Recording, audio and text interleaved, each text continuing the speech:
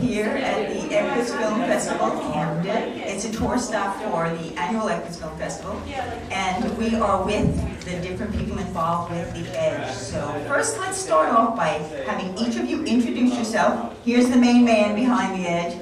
Each of you introduce yourself and tell us a little bit about what part you played in this movie. I'm Bruce Anderson, and I'm the one that works on trying to listen to the horses.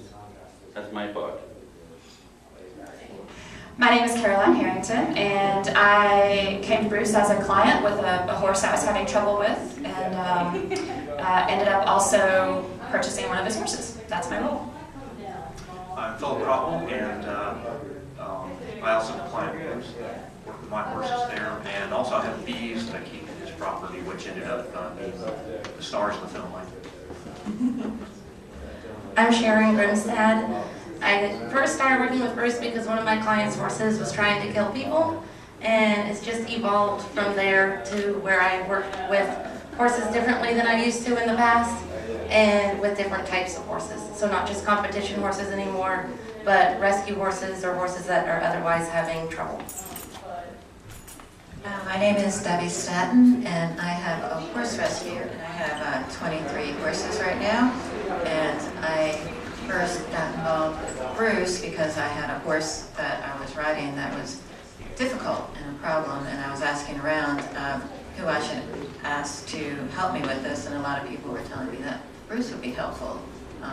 They also told me he was different.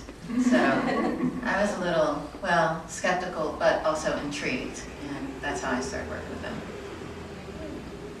My name is Rosalind Moore. I started working with Bruce 8 years ago, 7, 8 years ago, and I had trouble with life. I had trouble with being a business owner. I had trouble being in relationships, and I loved horses and still love horses. So that is how I met him, and it's just really broadened my life and made everything really beautiful and easier, and I welcome challenges. Thanks, Bruce. What I'd like to do is if we could play a little piece of the film and hand that mic to Philip. And just maybe if we've got a 2-minute clip, and maybe that will help people to understand a little bit about what Bruce does. It's humanship. That's the key word, humanship. So let's look at this clip, Philip, and if you could tell a little bit about what's happening while you're watching it. And so she has the rope around her neck, and she's supposed to follow us, and he says, don't let it touch her hind legs. And sort of after the fact, I realized, well, this is simple. But in the moment, in the round pen, with all the pressure, Bruce glowering from the top, you're like, how in the world do I do this? How do I walk without it touching her? And it's just a matter of getting the rope on the correct side of the horse. It needs to be on the inside, it needs to be on the outside, etc. But in the moment, it's really, really challenging to figure that out. Okay, you can watch. It's going to be showing now. Well, we're going to start over because I can't get it to come back.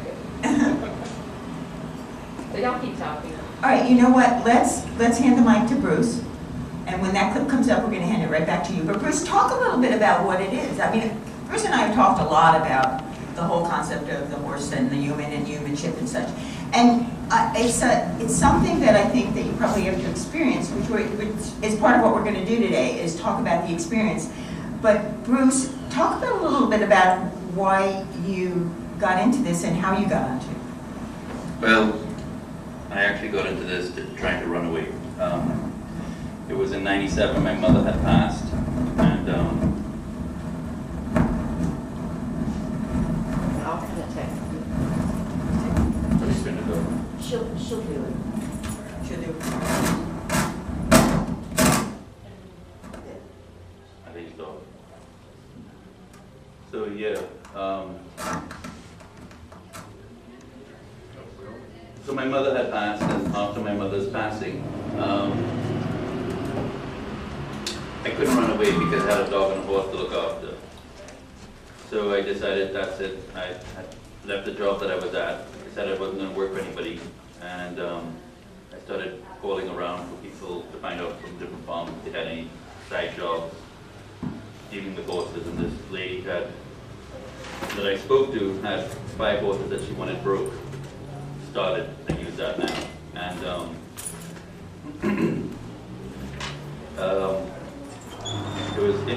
same time, I read this book by Monty Robinson and talked about the round pen, and I was like, as they say, breaking horses, but you can't really notice back here, but I'm a little bit bigger now than before. And but the round pen actually enables me to start horses a lot easier. So I started working with these 5 horses under the heading of trying to help the horses survive in the world we've created, as opposed to the world we created for. And I suddenly realized that horses didn't have problems. Horses had people problems, myself.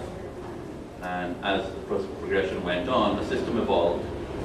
And at the same time, I realized that we were missing 2 pieces consciously because of domestication and because of the programming done to us. Survival, using pressure to intimidate under the heading of love.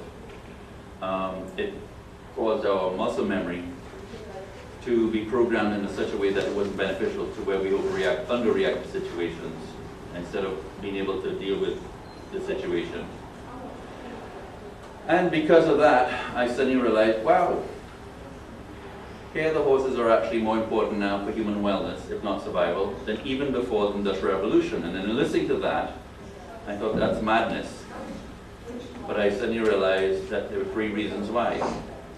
So after about 4 years of doing this work, and then this system finally evolving, because a lot of that time was spent not being able to put into words what I was feeling, the word that came up for it was nature's view. And I suddenly realized, oh, I'm finished, because now I have a system to work with horses. But I suddenly realized, to help the horse, I truly have to share this with people, which kind of was an oxymoron, because I started this to get away from people, specifically myself. So then I started working with people and sharing this with people, and this is where our journey is sharing this with people now and realizing and trying to explain it to them. It was difficult, and at the same time, this wasn't a job for me. This was my personal journey of healing. I don't call this therapy, it's therapeutic. And the reason I don't say therapy is because I don't believe that we have problems. I believe that we have other people's problems that have created problems within us. And through the horse, by helping the horse to help itself, the byproduct is it helps us to get back in touch with our humanity. So I think actually, Bruce, that one line that you said is others people's problems that have affected us. I think every single one of us can go back to something that happened in our lifetime, whether it's from our parents or from ourselves or from a friend, where we belittled or bullied or what have you. And those things last. And I think that's really what I'm starting to understand. But we've got a piece that we're going to show. So we're going to show that piece, and now Philip, you'll be able to explain it as it goes. Testing. You want to pass that down? Oh, we can't. Problem solving. Is that not working at all now? No. Okay, so you're just going to talk about it. So the exercise that Bruce gave us was to have Sunny Pony walk, following, this is my daughter, following us with the rope either touching the back of her legs or not touching the back of her legs. And What are you not allowed to do? and not allowed to touch the horse Oh, or the rope. sorry. It would be easy if you could hold the rope to this, but you can't. And so there's this period of trying to figure out what does he mean by that.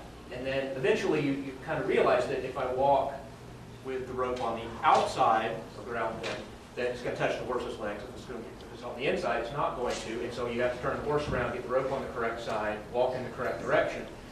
And the pony has to follow you. And the weird thing is, I think, from this is that the pony following you was the least difficult part of the whole thing. Which, if I hadn't have been, I did it in part of the time, my daughter did it, if I wasn't so worried about which side of the rope the horse needs to be on and so forth and so on, I probably would have been worried about making sure Sunny Pony followed me, in which case she probably wouldn't have. But because I completely dropped that, she was perfectly fine to follow us all over the place. Can I ask you a question? Mhm. Was it the pony and the rope, or was it the pressure created by the pony and the rope? Yes, the pressure created by the pony, the rope, the situation. And what was it doing to you? Reminding you of the past? Was the pressure of the past greater than the moment? Yeah. Why do you say yes? because you're having a hard time doing it. Yeah. So you couldn't be in the moment. Right. And this is what I talk about, how that's our big issue. It's actually the pressure of, not the situation, but the pressure created by the situation reminds us of the past. The past pressure is greater than the moment. And so therefore, we're actually reacting to the past, Right. thinking that you're reacting in the moment, but not realizing it. And if you try to talk to somebody about it, they will get into an argument with you, but they can't argue with the horse. Right. Because the horses now, when I bring that up, they're able to see the reflection of themselves, or that part of themselves, through the horse, and not get into a fight. So now, when you talk about the past, is it then a past difficult memory? Is that what it is? I don't think it's like, it's not like I had Specifically trouble talk- dragging a rope as a child. You know, Right. it's much more general than that. That it's not being in the moment. And you know, the horse lives in the moment. The horse doesn't. But people have this past that weighs you down to the left, or weighs you down to the right, in ways you don't really see. But does it go back to not what happened in the past, but the pressure of that past. is exactly similar to the pressure of this moment. Right. And the pressure of the past, which you know about, which you don't know about this moment, you don't want to die because you feel in the past that you're going to die. So that's why that pressure is greater than here, and you don't want to die. So what we're doing here is, or what I do, unfortunately, my role now is to keep pushing Philip's, what I call the negative pole up, which we have messed up, and slowly letting him tell me how much pressure to apply, and in so doing, during that process, I'm pushing his negative pole up, he's solving the problem. He's also going back into the past, rewriting it. He's also raising his pressure threshold. But most importantly, because I'm giving up control to him, therefore I'm having to be in control, he's starting now to be in control, to give up control, and the pressure is finally greater than the past. And what didn't happen, Philip? We didn't die. And therefore, at that moment, he didn't die. And all of a sudden, the pressure created by that situation no longer is being influenced by the past, but now guided by the past. So all that baggage from your past, instead of throwing it away, is now going to help you to help yourself deal with greater situations. Because the problem wasn't anything else, but his mental tools weren't equal to the pressure of the moment. Great. Okay, now we're going to get some. Good luck on that one. No, no. I'm starting to actually understand this. All right, so let's go down the row and talk a little bit of, Carolyn, we'll start with you and then we'll skip over. Each of you talk about the experience that you went through with Bruce and how it affected you or what you actually did. One of the examples of something that you did or he guided you to do. Well, when I first met Bruce at a clinic, I had a horse that I was terrified of. He was a young horse, about 2 years old, very dominant and pushy. And I was scared of a horse for the very first time in my entire life.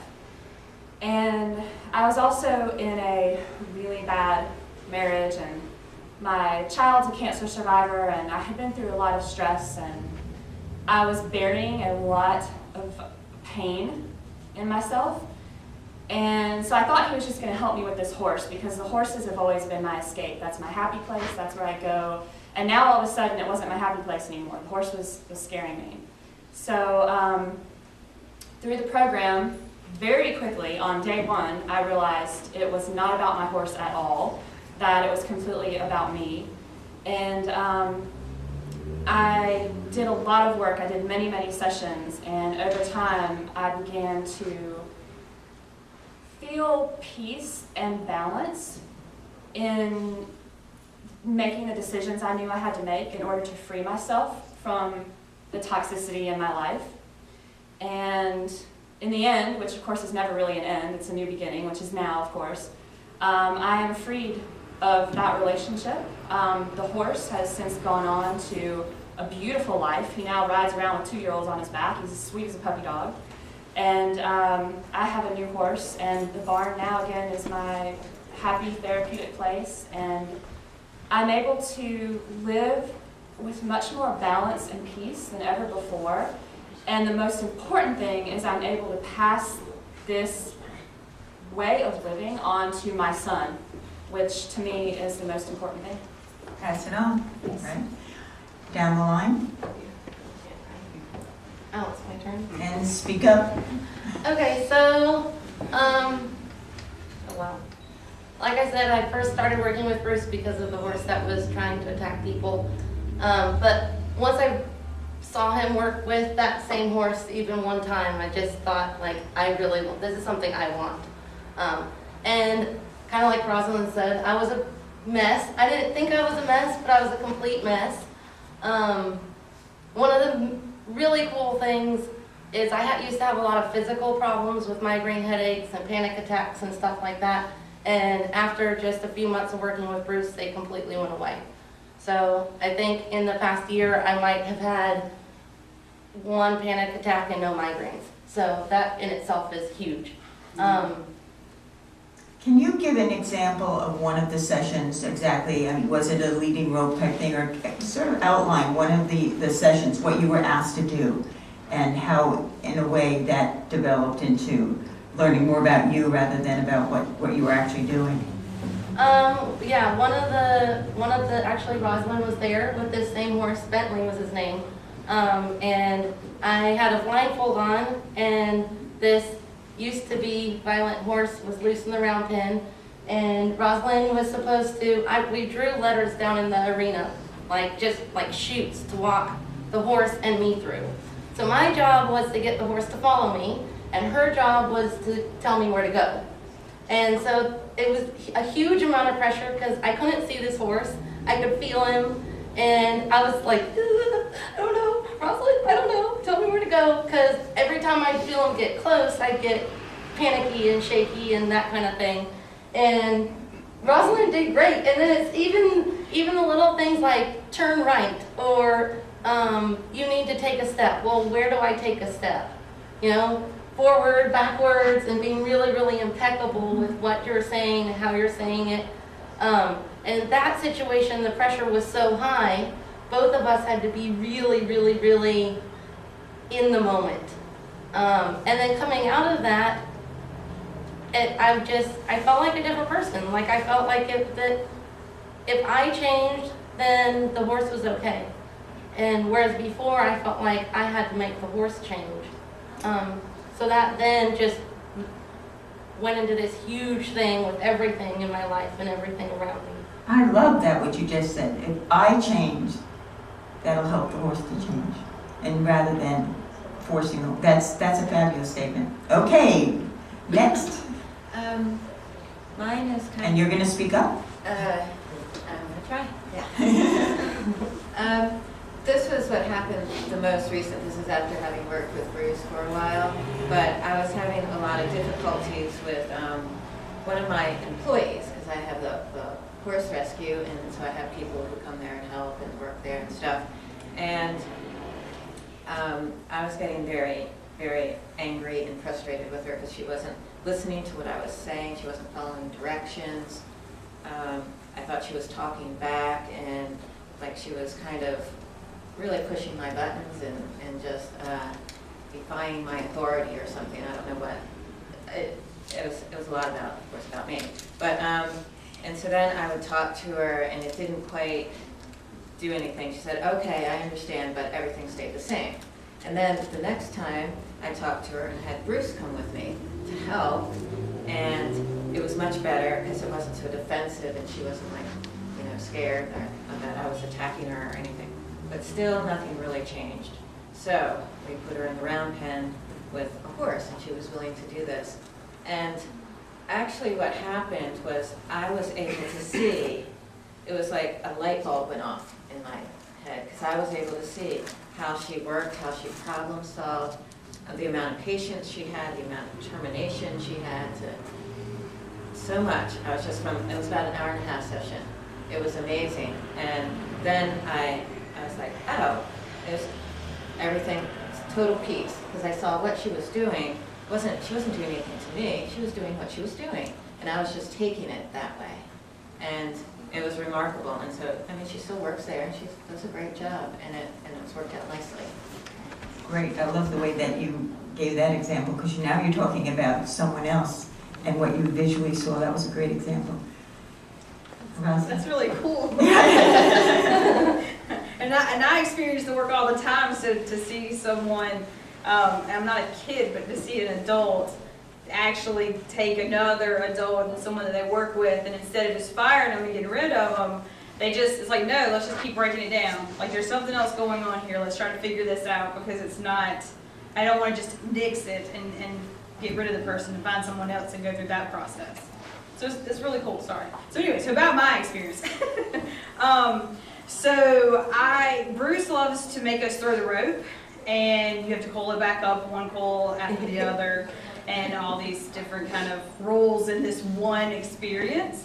And I did this Tuesday, and I did this several years ago, so it's funny how I have grown, but there's some things that I still need to work on.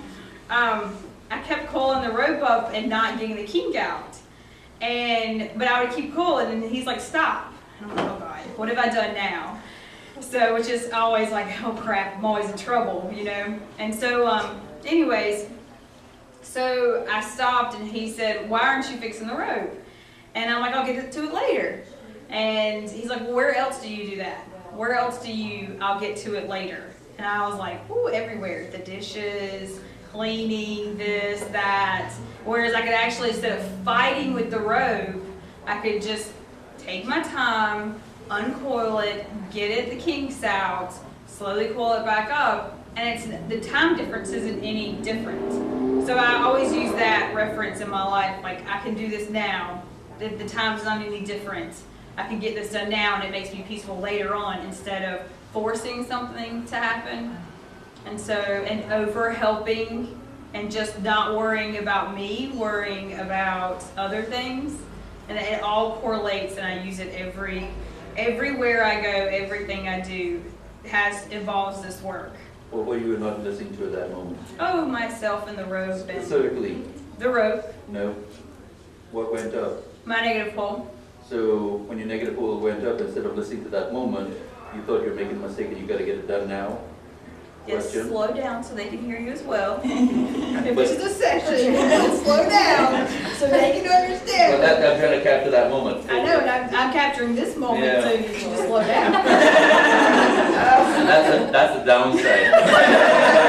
Bite you. Remember the part about when I'm learning, so don't do as I do? Oh. So anyway, go ahead. And that's funny that he says this, because everybody's like, how's Bruce? Everybody's so worried about Bruce through this Equus Film Festival. And I'm like, y'all, it's payback. He's under pressure. Subject. This is great. We can't even put this much pressure on him. This is good. So it's fun to watch him grow as we grow, and then gosh, he grows more than us, so we can like keep following. And it's just, this Equus Film Festival and everything has been a pleasure. And working with Bruce and Julianne and everybody here, just seeing everybody come together as a community has been absolutely amazing. So, and I thank you guys for staying up here and talking. I'm very proud of all of y'all. This is really nice.